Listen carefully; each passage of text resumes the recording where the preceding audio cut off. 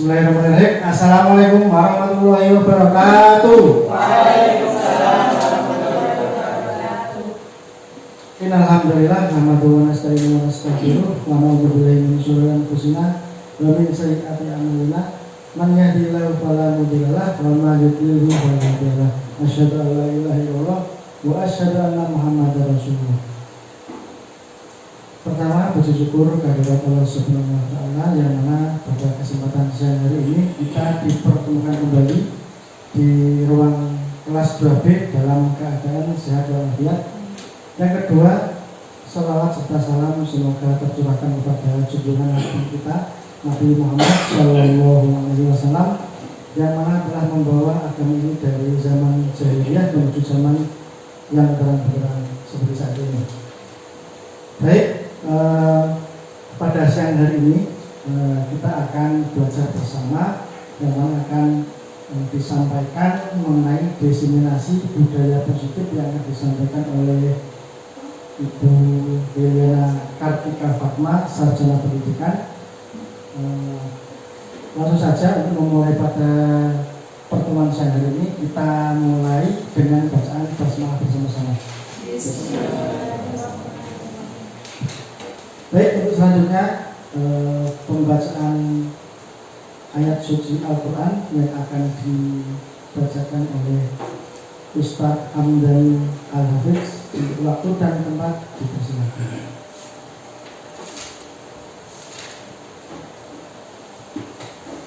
Assalamualaikum warahmatullahi wabarakatuh. A'udzu billahi minasy syaithanir rajim. Bismillahirrahmanirrahim.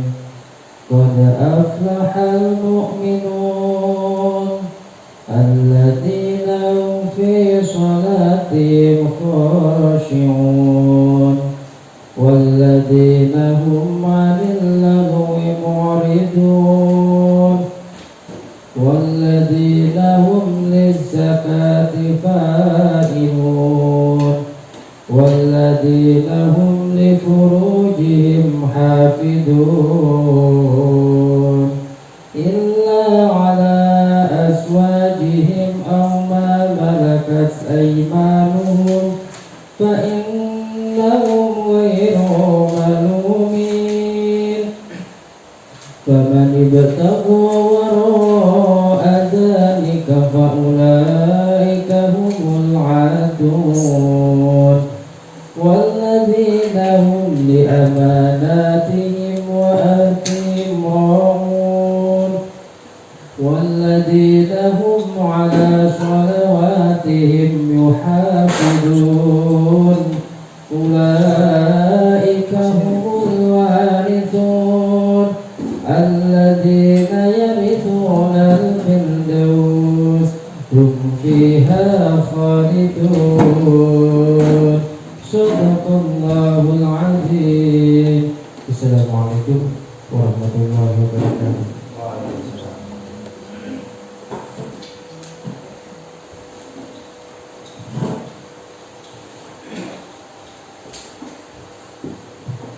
Baik, terima kasih Ustaz Hamdan Al-Hafiz yang telah membacakan ayat suci Al-Quran.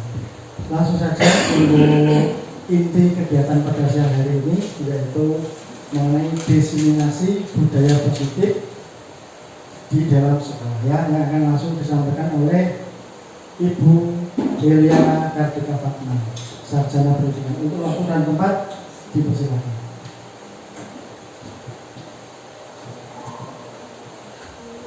Terima kasih Pak Dwi. Assalamualaikum warahmatullahi wabarakatuh. Alhamdulillahirabbil alamin. Puji syukur kita panjatkan pada Allah Subhanahu wa taala karena pada siang ini Bapak Ibu kita masih dapat bertemu, dapat berkumpul dalam koordinasi rutin mingguan seperti itu. Namun untuk khusus hari ini nanti kita akan belajar bersama tentang budaya positif seperti itu. Tak lupa salawat dan salam kita sanjungkan pada Nabi kita Nabi Muhammad. Semoga kelak kita mendapatkan syafaat dari beliau. Baik, kenapa kita perlu melakukan diseminasi budaya positif Bapak Ibu? Karena yang namanya budaya itu dibentuk tidak hanya oleh perseorangan.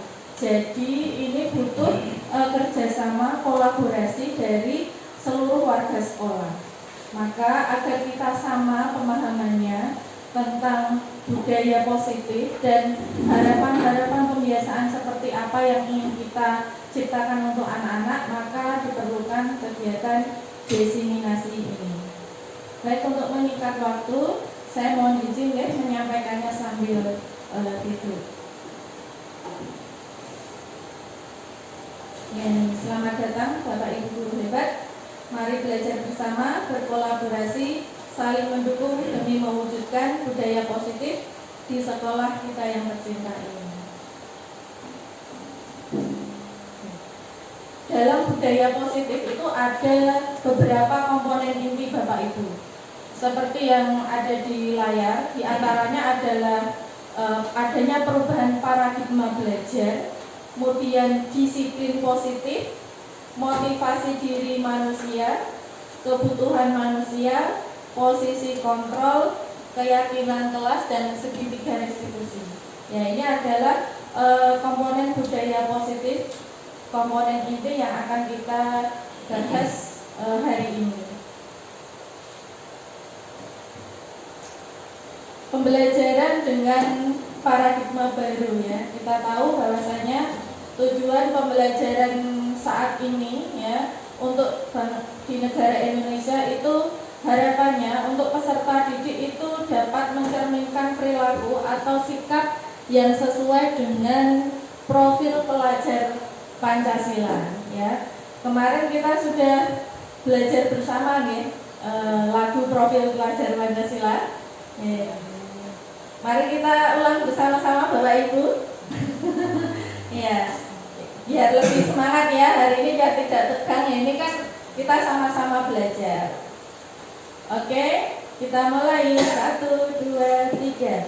Pelajar Pancasila beriman dan bertakwa pada Tuhan Yang Esa dan berakhlak mulia, berkebinekaan global, gotong royong mandiri, kreatif dan bernalar kritis. Oke, hebat semua. Tepuk tangan untuk Bapak Ibu semua.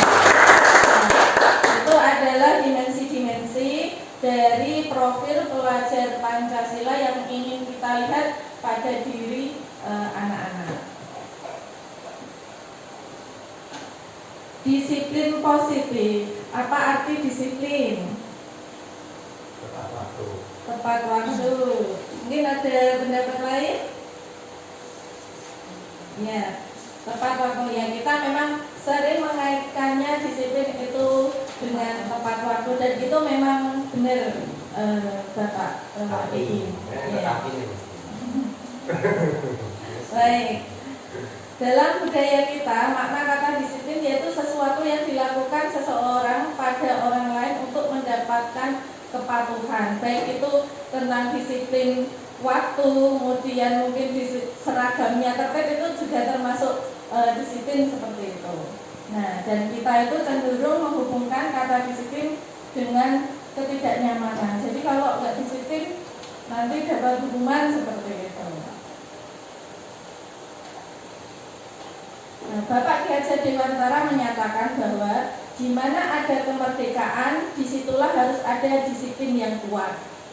Disiplin bersifat self-disiplin, yaitu kita sendiri yang mewajibkan diri kita dengan sekeras-kerasnya. Tetapi itu sama saja, sebab jika kita tidak cakap melakukannya untuk self-disiplin, maka wajiblah penguasaan lain mendisiplinkan kita. Jadi yang namanya merdeka itu bukan merdeka yang seluas-luasnya terus bebas ngapa-ngapain seperti itu, tidak deh. Tetapi di sini adalah disiplin dalam arti kita mampu mengontrol diri kita sendiri. Di dalam Al-Quran dan hadis juga disebutkan bahwasanya sebenarnya kita adalah, setiap orang itu adalah pemimpin seperti itu, dan minimal sebagai pemimpin untuk dirinya sendiri. Kalau kita tidak bisa mendisiplinkan kita, maka memang diperlukan ada penguasaan lain. Mungkin artinya adalah dalam hal ini kepala sekolah ya yang menegur kita, dan ini kaitannya agar kita menjadi lebih disiplin. Disiplin positif.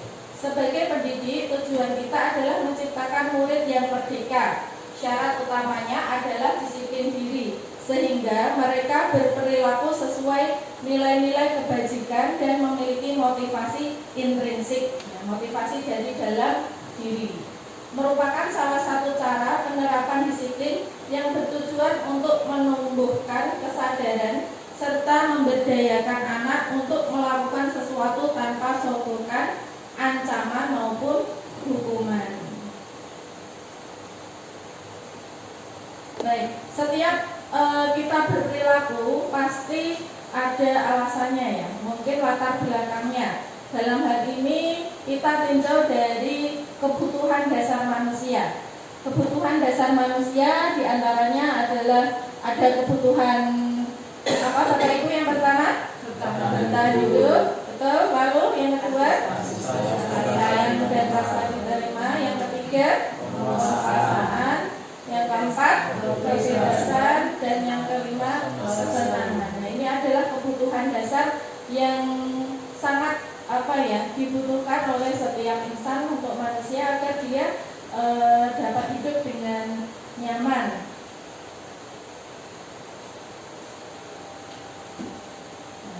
Motivasi perilaku manusia. Motivasi merupakan dorongan yang timbul dari seseorang secara sadar maupun tidak sadar untuk melakukan suatu tindakan dengan tujuan tertentu. Ya. Tadi karena kebutuhan, yang kedua ini ada motivasi. Yang pertama, menghindari ketidaknyamanan dan hukuman. Murid melakukan disiplin diri karena takut dihukum. Ini adalah tingkatan terendah dari motivasi perilaku manusia. Jadi ketika murid kita mengerjakan tugas, itu salah satu mungkin ada yang motivasinya agar tidak dihukum seperti itu. Kemudian ada motivasi berikutnya untuk mendapatkan imbalan atau penghargaan dari orang lain. Ya, ini murid melakukan disiplin diri karena menginginkan imbalan. Motivasi ini satu tingkat di atas motivasi yang pertama. Jadi kalau yang kedua ini murid sudah tidak takut untuk karena takut dihukum, tapi dia kalau yang motivasi pertama itu kan banyak kayak kesannya dia itu merasa takut seperti itu ya, latar belakangnya takut.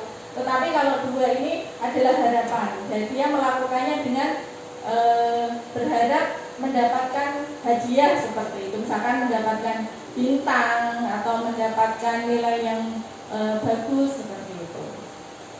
Kemudian yang ketiga ada motivasi menghargai diri sendiri, yaitu murid melakukan disiplin diri karena sadar akan nilai kebajikan. Ini adalah motivasi yang akan membuat seseorang memiliki disiplin positif. Ya, ini berarti yang nomor 3 adalah motivasi intrinsik seperti itu, Bapak Ibu.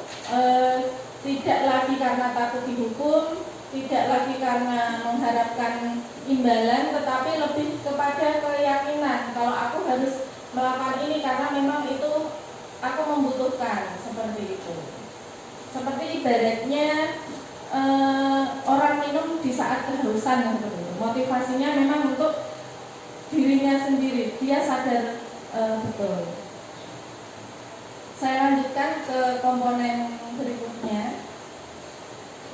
Nah, ini ada perbedaan ya, disiplin karena hukuman, karena konsekuensi dan restitusi. Kalau hukuman sifatnya itu sesuatu yang menyakitkan dan harus terjadi seperti itu. Kalau konsekuensi sesuatu harus terjadi, sedangkan restitusi merupakan pilihan.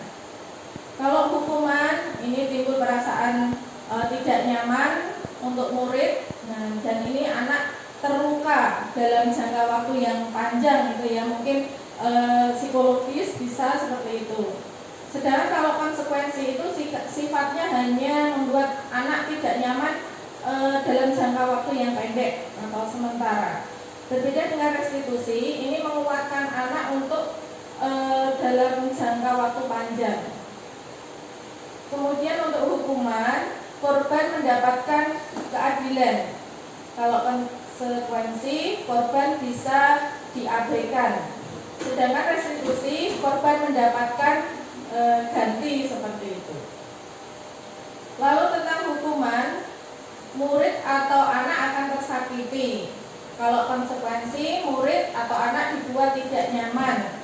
Kalau restitusi, murid atau anak mendapatkan penguatan. Sedangkan untuk hukuman, perilaku pasif agresif meningkat. Jadi kalau anak dihukum, itu kadang malah besok akan saya ulangi lagi gitu, atau bahkan melakukan tindakan yang negatif yang lebih lebih meningkat tingkatannya seperti itu.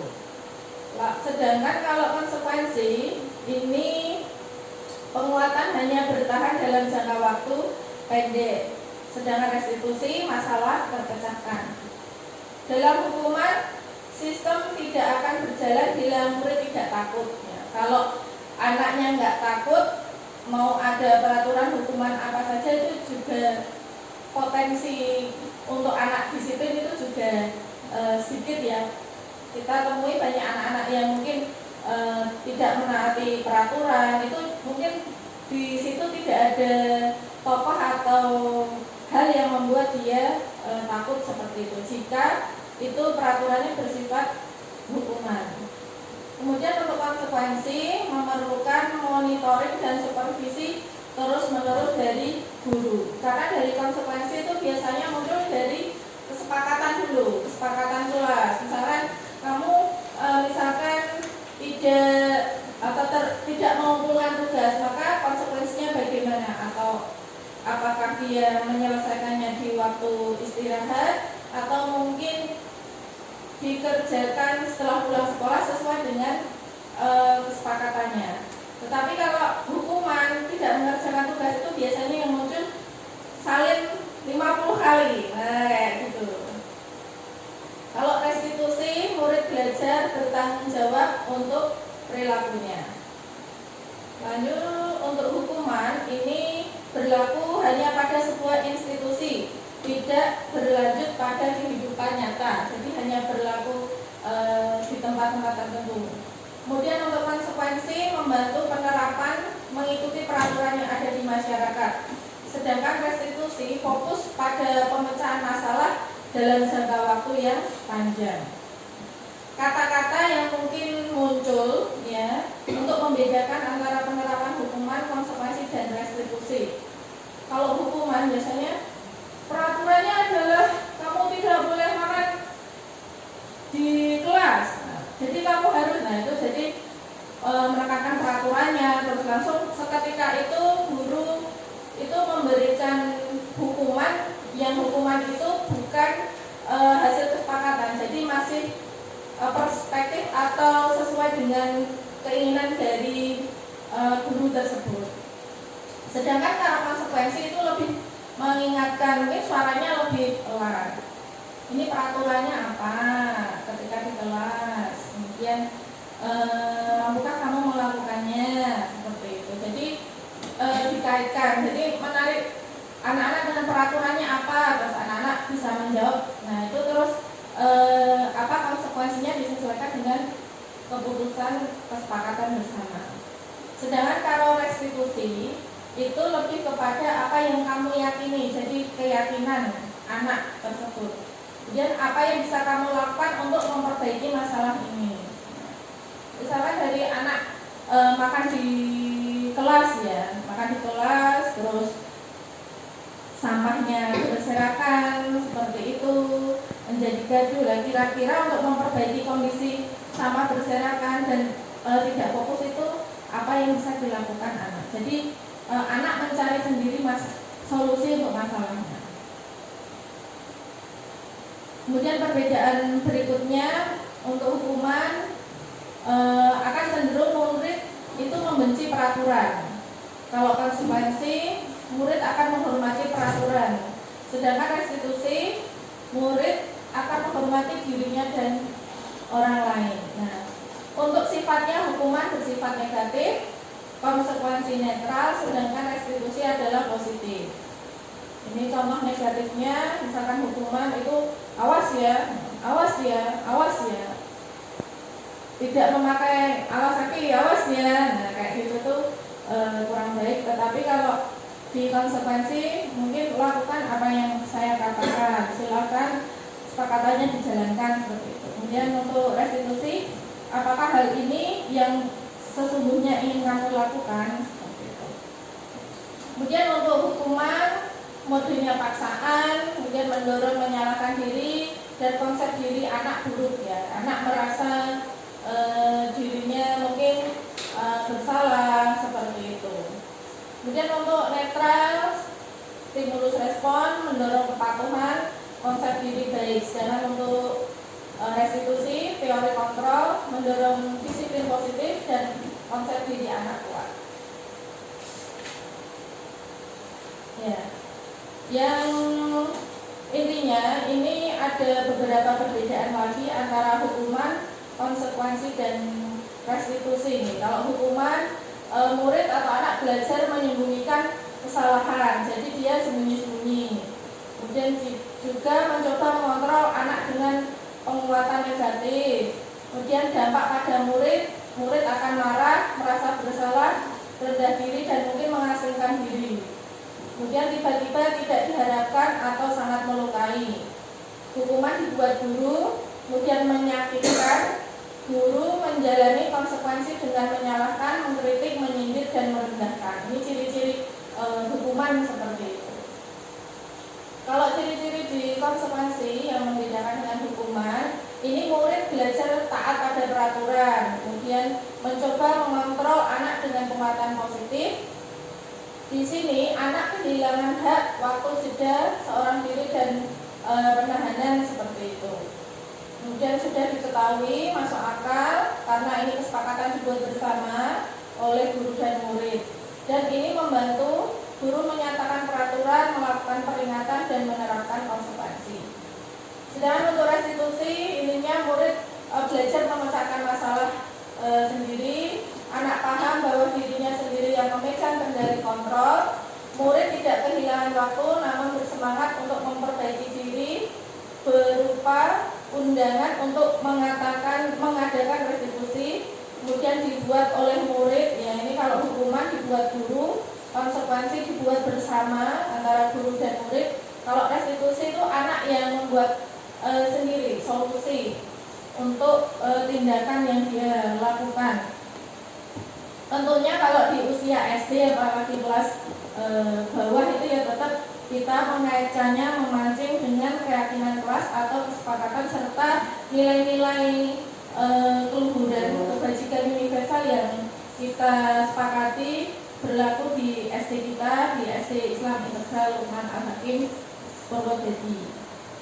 Kemudian untuk pembeda berikutnya, menguatkan guru menyebutkan keyakinan kelas, membimbing kerangka acuan berpikir, restitusi murid anak. Nah, ciri-ciri restitusi. Restitusi adalah proses menciptakan kondisi bagi murid untuk memperbaiki kesalahan mereka, sehingga mereka bisa kembali pada kelompok mereka dengan karakter yang kuat.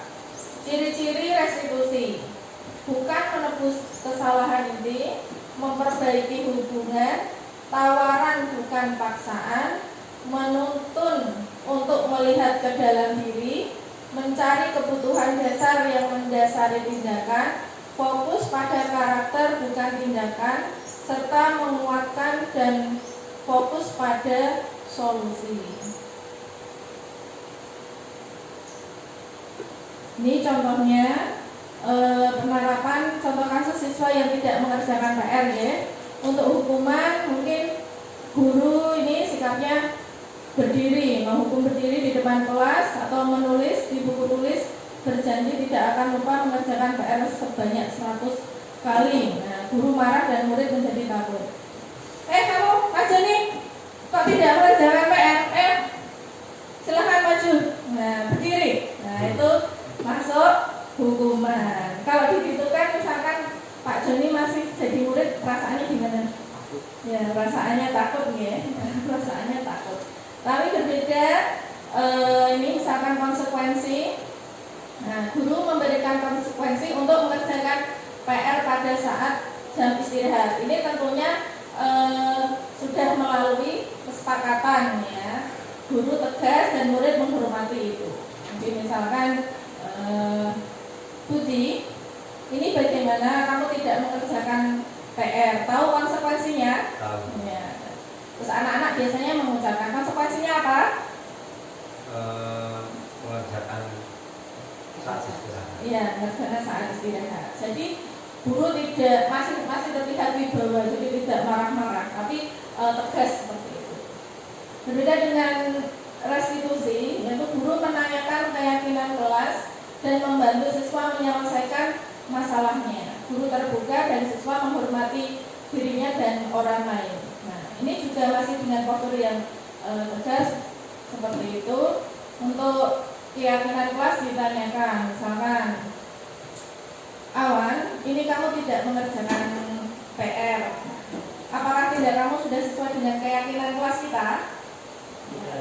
Tidak. Misalkan terus nanti dipancing. Apa keyakinan kelas kita? Mungkin keyakinannya disiplin seperti itu, menghargai diri sendiri dan orang lain. Lalu ini bagaimana cara menyelesaikan masalah ini? Apa yang kamu tawarkan? Misalkan Mas Awan, Pak Awan sebagai seorang murid kira-kira ditawarkan seperti itu pilih apa? Gimana? Misalkan tidak mengerjakan PR, terus diberikan tawaran cara menyelesaikannya bagaimana?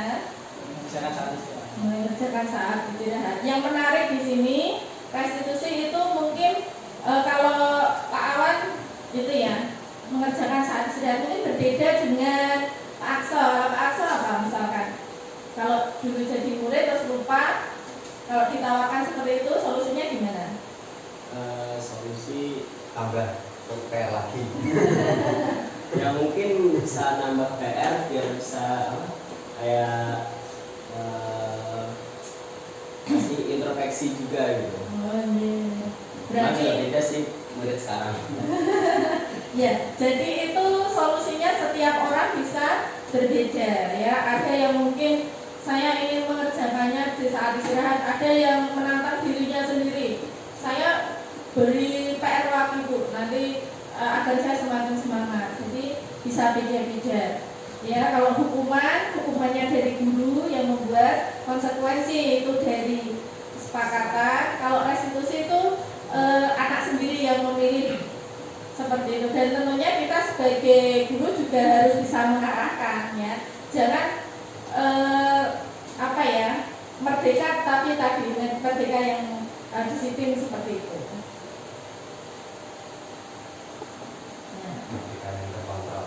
Berkaitan dengan restitusi ya, itu ada 5 posisi kontrol. Restitusi ini adalah posisi kontrol seorang guru. Jadi kita seorang guru mungkin tanpa disadari ya sudah melakukan beberapa posisi ini, baik sebagai penghukum, pembuat rasa bersalah, teman, pemantau, dan manajer. Mungkin dari Bapak Ibu bisa memberikan contoh atau gambaran. Kalau penghukum tadi sudah jelas ya, artinya kita dengan suara yang keras seperti itu. Kalau pembuat rasa bersalah itu seperti apa misalkan?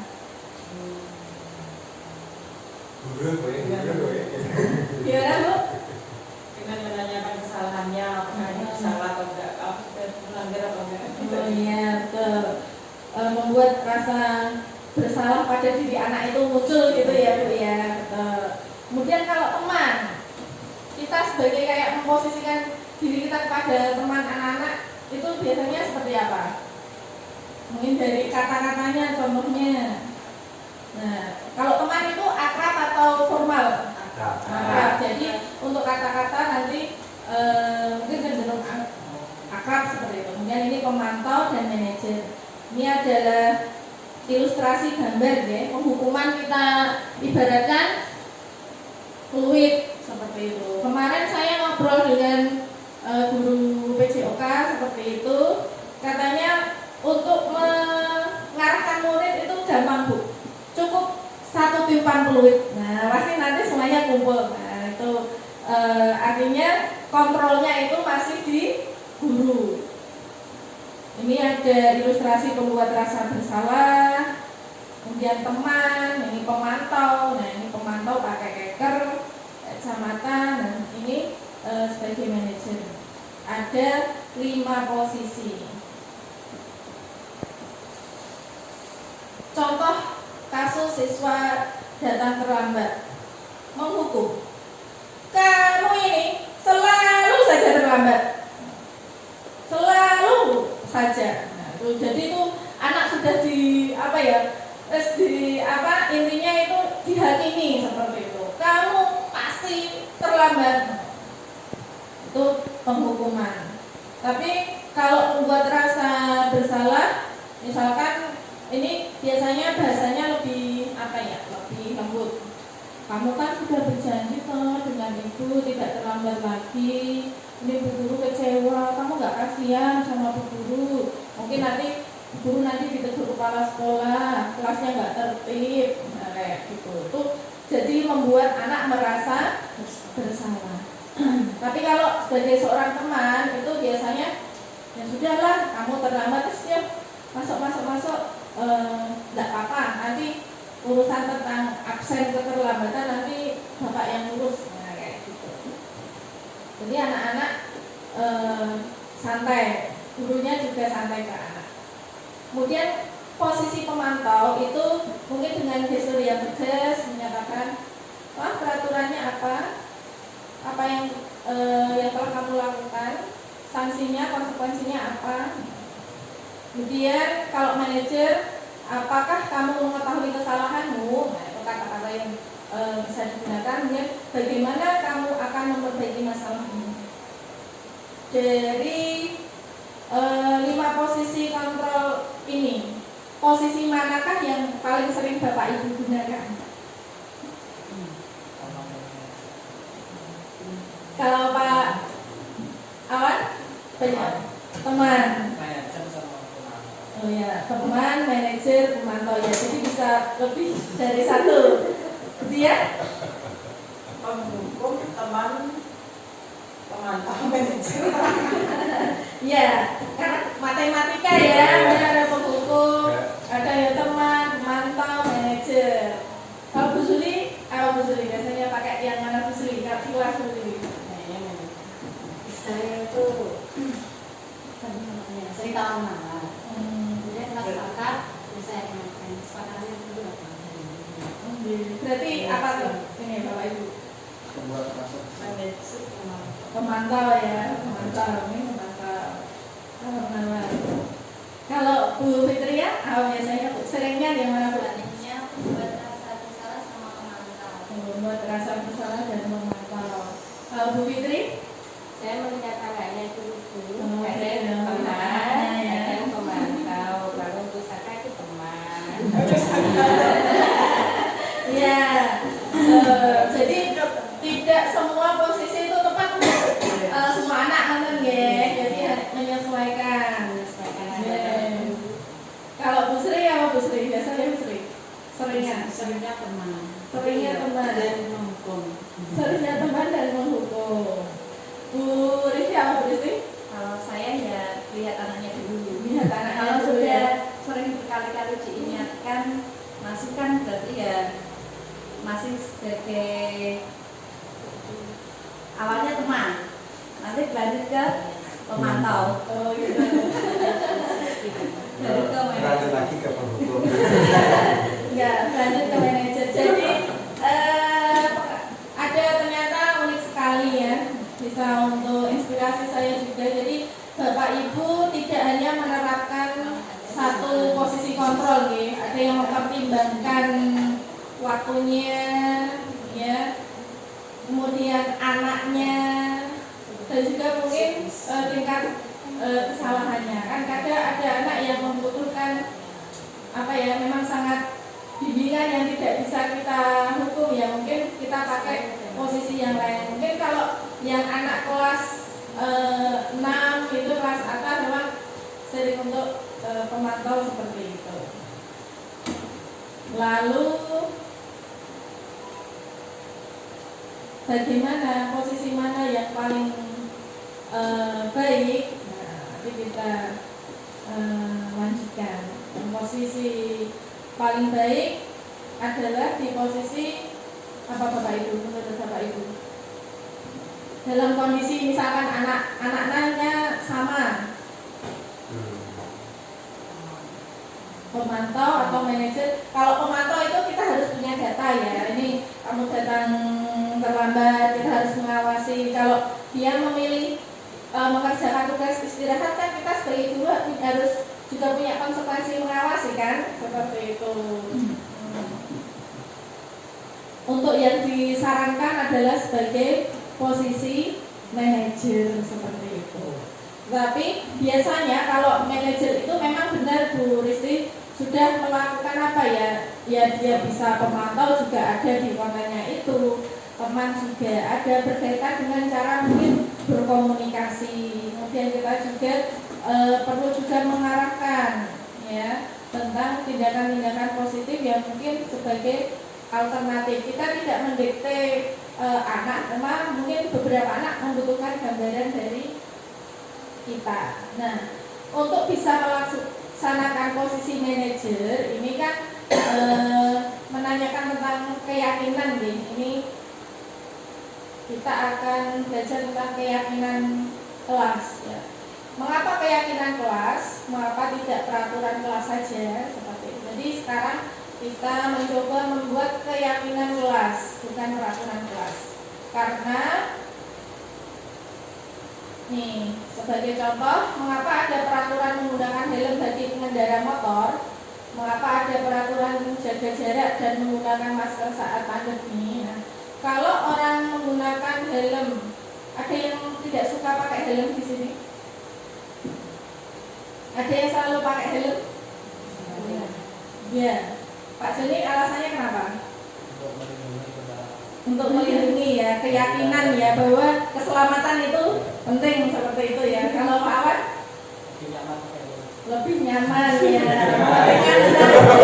Kenyamanan. Saya nanti kalau nggak pakai helm rambutnya panas, debu ya Pak ya. Nah, seperti itu. Karena yakin kan bukan karena takut ditilang kan. Berbeda kalau kita melakukan satu karena kalau takut ditilang itu kan berarti posisi polisi sebagai penghukum itu masih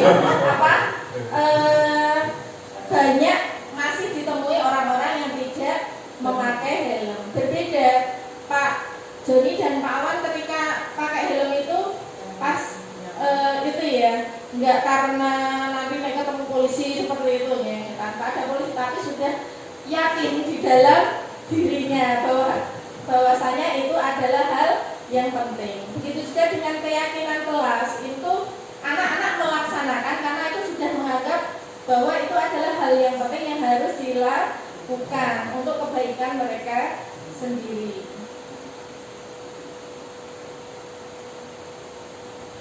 Ini contoh kemarin di kelas 1A membuat keyakinan kelas, ada disiplin, fokus, menjaga kebersihan, jujur, saling menghormati, berdoa sebelum dan sesudah kegiatan. Nah, ini ada yang sedikit berbeda. Kemarin di kelas 1B saling menghargai diri sendiri dan orang lain, kemudian menjaga kebersihan juga sama. Ini ada bermain dengan aman seperti itu. Keamanan itu penting. Nah, keyakinan tadi bentuknya berbeda ya Bapak Ibu, tapi berdampak sama. Bedanya kan sudah tidak lagi menyebutkan misalkan fokus. Tadi kan peraturannya bukan, kalau peraturan biasanya fokus itu langsung ya tidak boleh cerita saat dijelaskan Bapak Ibu guru. Nah, tapi di situ lebih umum ya. Keyakinan kelas sifatnya lebih bersifat abstrak, berbeda dengan peraturan yang lebih rinci dan konkret. Kemudian disiplin, tidak tertulis di situ datang ke sekolah tepat waktu pukul 7. Nah, kalau masih ada fokus rinci itu namanya masih peraturan. Tetapi kalau keyakinan itu kebajikan atau nilai kebaikan yang diyakini semua orang atau orang banyak khususnya di tidak hanya di sekolah ya, tetapi juga di masyarakat. Kemudian keyakinan itu juga tidak perlu banyak sehingga mudah diingat dan dipahami oleh warga kelas. Ya, semua warga kelas hendaknya berkontribusi dalam pembuatan keyakinan kelas melalui kegiatan curah pendapat. Jadi kemarin di kelas 1 pun kita juga bisa melakukan curah pendapat tapi dengan bahasa mereka sendiri seperti itu. Kita saring pendapat mereka dan peran kita sebagai guru ini membuat dalam bentuk positif seperti itu. Jadi kata-katanya, jadi kan anak itu masih berbahasa dengan bahasanya sendiri. Nah, tapi insya Allah kita sebagai guru itu sudah memiliki gambaran itu maksudnya anak apa. Jadi kita yang membantu merumuskan untuk kata-kata positifnya. Tetapi hal yang mendasar itu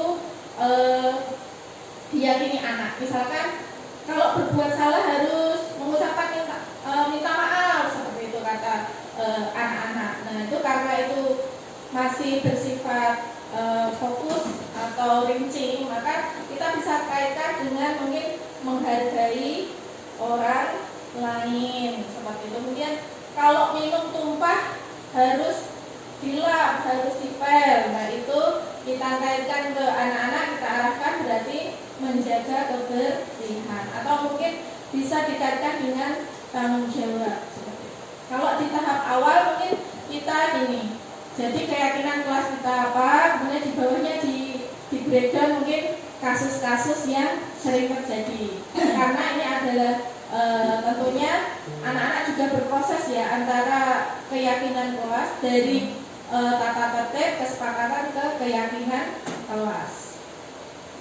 Kemudian keyakinan kelas sesuatu yang dapat diterapkan di dalam kelas tersebut dan bersedia meninjau kembali keyakinan kelas dari waktu ke waktu. Ini tadi ya, ada prosedurnya, mempersilakan murid di kelas bercurah pendapat, kemudian kita catat, kemudian disusun dalam prosedur pembuatan keyakinan kelas, diganti menjadi kalimat yang dari negatif menjadi positif.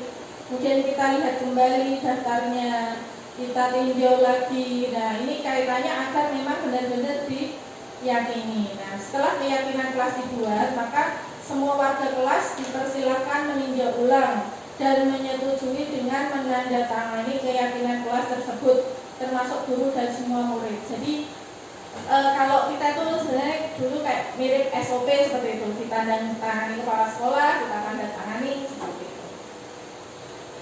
Dan ini ya tidak saklek harus tanda tangan gitu, untuk yang disesuaikan saja. Misalnya dengan kelas bawah itu bisa membuat cap tangan, cap jempol, atau cukup dengan nama pendeknya seperti itu bisa. Yang intinya ini adalah bukti karya yang kita buat bersama-sama, bahwasanya keyakinan kelas ini dibuat murid bersama dengan guru seperti itu.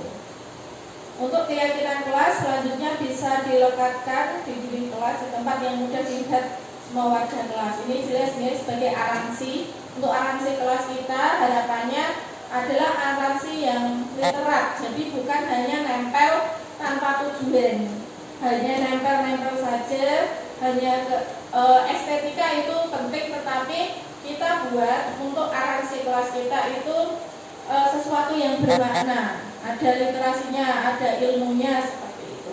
Seperti di sini ada gambar pohon, ternyata di situ juga ada bilangan seperti itu. Untuk arasi kelas menurut saya Bapak itu sudah sangat menguasai semua. Nah, kita lanjutkan sertifikat restitusi, yaitu proses kolaboratif yang mengajarkan murid untuk mencari solusi masalah dan membantu murid berpikir tentang orang seperti apa yang mereka inginkan dan bagaimana mereka harus memperlakukan orang lain. Ya, dalam segitiga restitusi itu ada 3 tahapan. Yang pertama menstabilkan identitas, kemudian validasi tindakan salah dan menanyakan keyakinan. Jadi untuk menerapkan segitiga restitusi pastinya kita harus sudah membuat keyakinan kelas tadi seperti itu.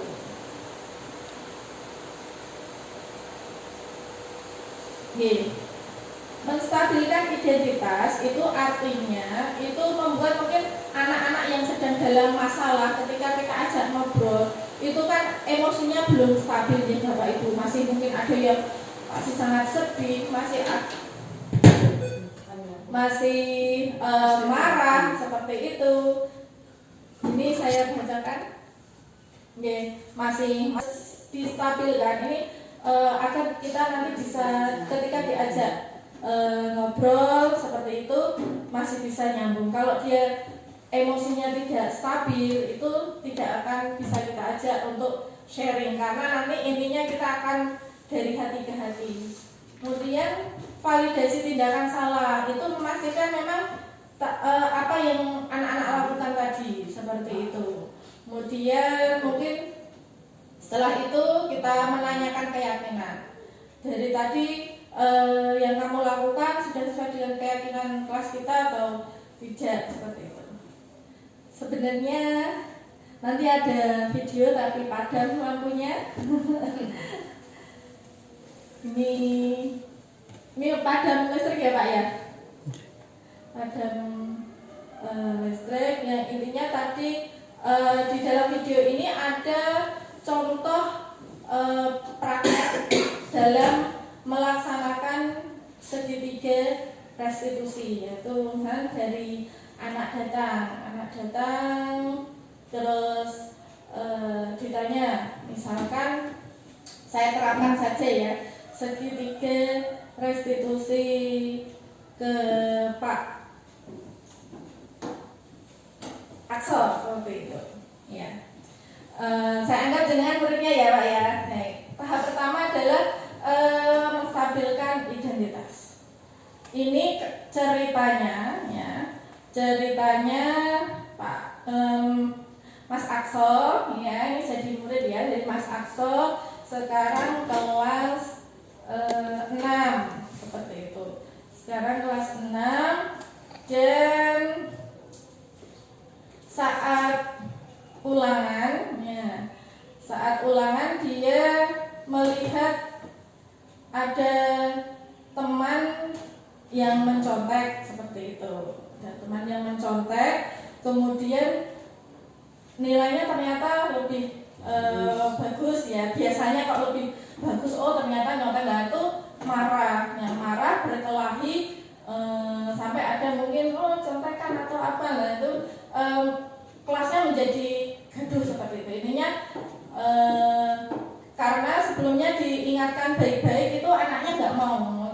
Kamu kok belajar biar bisa jangan mencontek. Intinya itu mungkin sudah diingatkan dengan baik, tapi temannya malah tidak mendengarkan, malah istilahnya mungkin dengan kata yang maaf ya kasar, ngapain lo ikut campur, nah gitu ya, sehingga terus emosi, terus marah, terus pukul, cedes, ya, terus nangis. Terus ada teman yang laporan ke saya, wali kelasnya.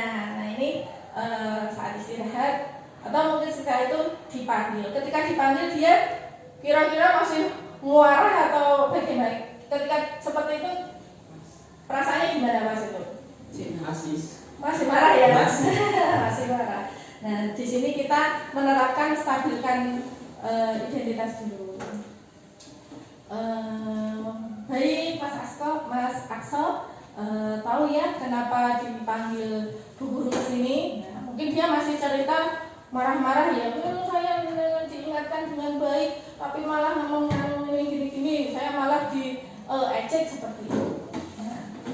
Terus saya menanggapi gini, oh iya, Bu Guru aja pasti nek jadi kamu juga kesel. Jadi kita itu kayak mencoba sefrekuensi seperti itu ya, ibaratnya ya kayak sedikit-sedikit jadi teman itu tadi ya. Bu Guru tahu juga kesel seperti itu. Terus gua apakan lagi? Ya kayak gitu ya. Cuma saya pukul 1 kali Bu. Nah, terus kita mengapresiasi seperti ini.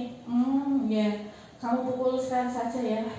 Untungnya, alhamdulillah ya, Bu Guru bersyukur kamu tidak melakukan hal yang lebih parah lagi. Ya kayak gitu. Jadi kalau begitu kan perasaannya masih emosi atau sudah agak turun? Agak turun ya. Nah, jadi agak turun ini kita masuk. Nah, terus coba gimana toh tadi yang kejadiannya seperti apa? Nah, pasti akan menceritakan. Nah, dalam proses menceritakan itu pasti insya Allah juga emosinya akan berangsur-angsur turun ya. Seperti halnya kita kalau punya masalah, kalau sudah curhat itu kalau sudah lega ya, misalkan belum ada solusi tapi minimal sudah agak lega. Jadi kita memang validasi tindakan salah. Oh jadi begitu. Jadi tadi kamu pukul ya Mas ya? Iya. Kayak gitu.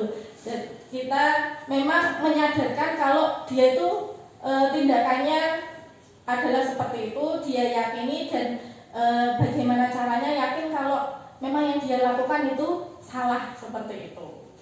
Kemudian setelah itu kita ke tahap berikutnya, yaitu menanyakan keyakinan. Nah, sekarang menurut Aqsa, tindakanmu tadi memukul teman sudah sesuai nggak dengan keyakinan kelas kita? Kayak gitu. Pasti menjawabnya belum ya, tidak. Nah, terus keyakinan apa itu yang belum kamu lakukan? Mungkin dalam hal ini mungkin menghormati ya, orang lain seperti itu misalkan.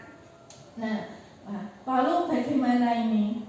Kamu sudah memukul teman, terus kamu juga melakukan seperti itu, perasaanmu bagaimana?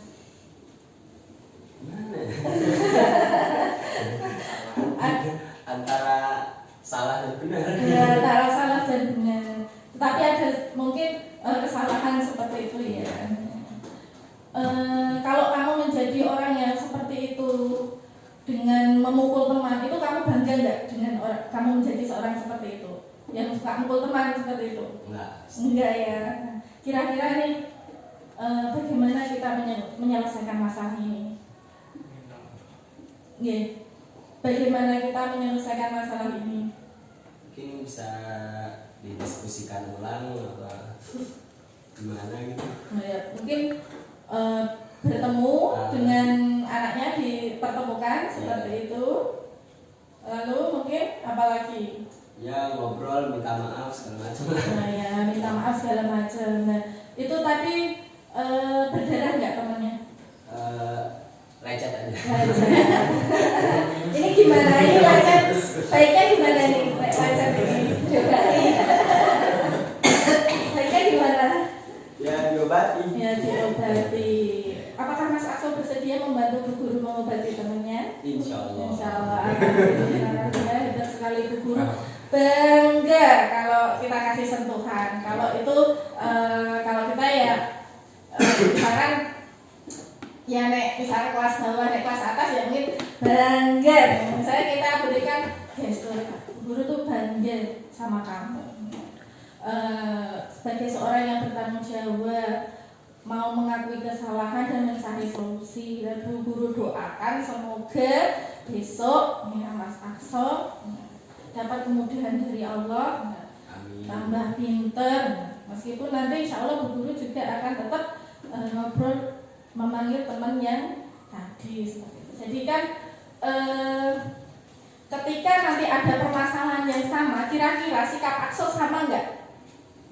Peluangnya sama, dia akan mengingatkan langsung memukul atau mungkin ada peluang tindakan yang berbeda?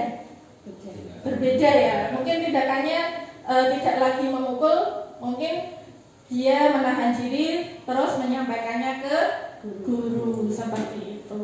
Nah itu diantaranya tentang contoh penerapan segitiga restitusi. Kemudian yang pastinya ya ini kita sama-sama berproses. Nanti untuk materi atau mungkin contoh video insya Allah nanti bisa saya sharing. Yang intinya mari bersama kita berusaha menerapkan budaya positif. Yang pertama kita melihat dulu budaya positif itu harus tentang disiplin. Sebelum kita mengarahkan anak-anak untuk disiplin, paling tidak diri kita sendiri untuk bisa menjadi contoh. Kemudian dalam anak-anak melakukan sesuatu itu pasti ada latar belakangnya. Dia misalkan di kelas tidur, kebutuhannya mungkin butuh istirahat, kebutuhan dasar tidur ya istirahat, atau mungkin apa ya, lapar. Nah, lapar seperti itu. Jadi kita akan lebih agak panjang gitu loh, agak panjang, nggak langsung pasti karena ini gitu. Tapi kita lebih melihat anak-anak itu melakukan ini tuh alasannya paling ada kebutuhannya yang tidak terpenuhi. Ada anak yang bandel di kelas, mungkin dia di rumah kurang perhatian, jadi kebutuhan kasih sayangnya kurang. Nah, kita perannya sebagai guru ketika bisa melihat pokok permasalahan kebutuhan apa yang belum terpenuhi, itu lebih mudah dalam memberikan solusi seperti itu. Kemudian terkait posisi kontrol, nah mari bersama-sama kita coba untuk menerapkan posisi kontrol sebagai manajer. Yang intinya masih bagus antara pemantau, manajer, dan teman itu kayak netral, masih agak-agak gitu ya. Karena apa? Posisi teman itu kadang ada yang itu berlaku itu hanya sama guru itu saja gitu. Misalkan sama guru yang lain itu anak nanti sikapnya belum tentu sama, karena bukan bestiku ini, Pak Guru ini bukan bukan teman saya seperti itu. Yang pasti kita sepakati kita hindarkan untuk hukuman ya. Mulai dari sekarang kita dilakukan hukuman, dan masihlah kita berproses untuk tahapan pemantau, dan juga kita berusaha untuk bisa menjadi posisi manajer. Kemudian ketika ada permasalahan dengan anak, mari kita coba melakukan dengan pendekatan segitiga restitusi. Untuk penerapannya sebenarnya tidak harus saklek 3 itu dilakukan. Mungkin bisa dikaitkan dengan tingkat kesalahannya. Misalkan hanya sebatas kelas 1 nyenggol minum temannya tumpah basah, cukup ditanyakan, ayo keyakinan kelas kita apa. Nah, jadi tidak perlu dipanggil. Apakah anak-anak insya Allah sudah tahu, oh tentang kebersihan Bu, pasti mereka secara otomatis insya Allah akan mengambil lab dibersihkan. Karena alhamdulillah di kelas 1B pun itu sudah jalan ya, bertanggung jawab. Karena memang pendidikan kita kan juga berlanjut dari TK. Dari TK-nya juga sudah ada nilai itu. Jadi ketika dimasukkan ke dalam keyakinan kelas itu mudah. Jadi itu tadi, terima kasih atas kerjasama, dukungan, dan inspirasi dari Bapak Ibu semua. Saya mohon maaf jika ada salah. Assalamualaikum warahmatullahi wabarakatuh. Waalaikumsalam. Mungkin ada hari ini, mungkin apa yang dirasakan, manfaat apa atau kendala apa atau bagaimana, monggo yang berkenan. Ya, terima kasih. Pakai mic ya Pak ya. Merefleksikan hari ini. Ya, terima kasih banyak. Kalau saya mungkin menambahkan, kalau tadi Bu Lia di awal prestasi menanyakan disiplin itu apa, terus kita spontan jawabnya tepat waktu. Namun setelah melalui penjelasan materi-materi tadi, kita akhirnya bisa memahami ya, disiplin ternyata itu tindakan usaha kita untuk mentaati peraturan atau tata tertib atau kesepakatan yang ada. Jadi bukan hanya disiplin itu tepat waktu, tapi tindakan kita untuk mentaati kesepakatan atau peraturan yang ada. Itu selanjutnya untuk refleksi itu ya, semoga dengan materi tadi kita bisa mengurangi tindakan-tindakan yang membuat anak mungkin jadi merasa jauh dengan kita, atau takut atau mungkin malah nggak suka sama kita gitu. Agar diubah dengan cara-cara yang sudah disampaikan tadi. Itu dari saya. Terima kasih.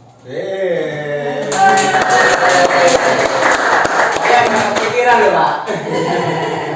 Ya, terima kasih untuk refleksinya. Akhir kata, semoga Allah memberikan kemudahan pada kita dalam menjalankan amanah, menghantarkan anak-anak menjadi anak yang soleh dan solehah ya. Excellent with integral character. Takbir! Allahu Akbar. Terima kasih untuk kita semua.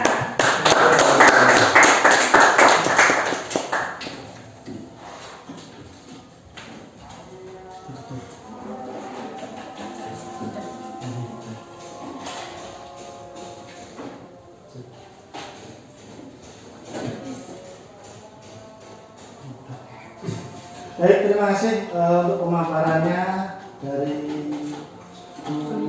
Lia untuk materi pada siang hari ini.